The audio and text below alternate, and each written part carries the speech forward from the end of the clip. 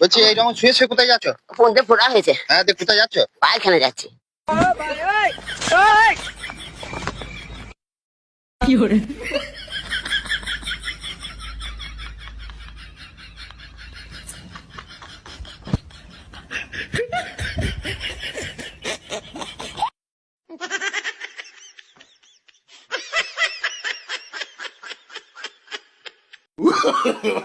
No, no, no, no.